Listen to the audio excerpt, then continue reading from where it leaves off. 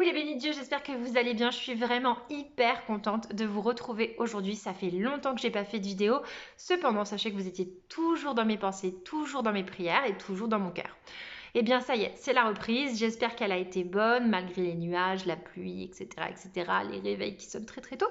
Mais j'espère que vous avez gardé dans vos cœurs, dans vos esprits, tous ces bons moments passés avec vos proches et tous ces petits rayons de soleil qui ont réchauffé votre peau.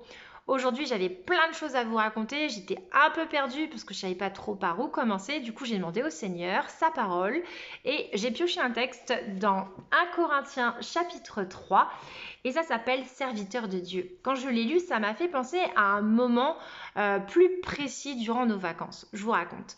Donc déjà, sachez que mon mari, mon fils et moi-même étions toujours en prière sur tous les trajets de voiture que nous faisions afin d'être guidés pour finalement partir en mission là où on allait se trouver.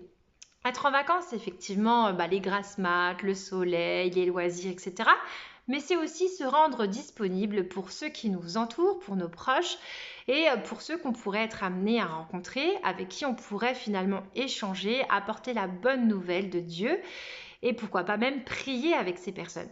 Et lorsque j'ai lu ce texte, je vais vous lire quelques versets, eh bien j'ai pensé plus particulièrement à une rencontre que nous avions faite durant ces vacances. Une personne de notre famille qui est musulmane et qui est dans ces moments-là se posait beaucoup de questions sur notre foi, sur notre façon de vivre et sur la différence que nous pouvions avoir avec leurs pratiques. Du coup, je vais vous lire ce passage. Chacun de nous accomplit le devoir que le Seigneur lui a confié. J'ai mis la plante en terre, Apollos l'a arrosée, mais c'est Dieu qui l'a fait croître.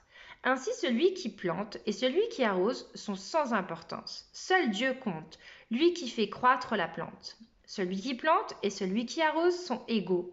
Dieu accordera à chacun sa récompense selon son propre travail. Car nous sommes des collaborateurs de Dieu et vous êtes le champ de Dieu. Alors, pourquoi ce passage? Pourquoi finalement cette histoire avec cette musulmane? C'est parce qu'elle était vraiment en quête de Dieu. Elle avait soif de Dieu, soif de la présence de Dieu dans sa vie.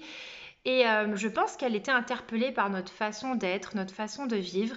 Et du coup, on passait un temps de qualité à parler de Dieu, à parler de ce qu'il avait pu faire dans nos vies, mais aussi de ce qu'il était, de son caractère. Et je me souviens de ce moment précisément où on était dans la piscine.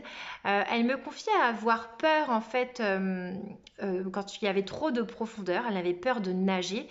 Et je lui ai proposé de prier ensemble alors qu'il y avait je sais pas combien de personnes autour de nous, que c'était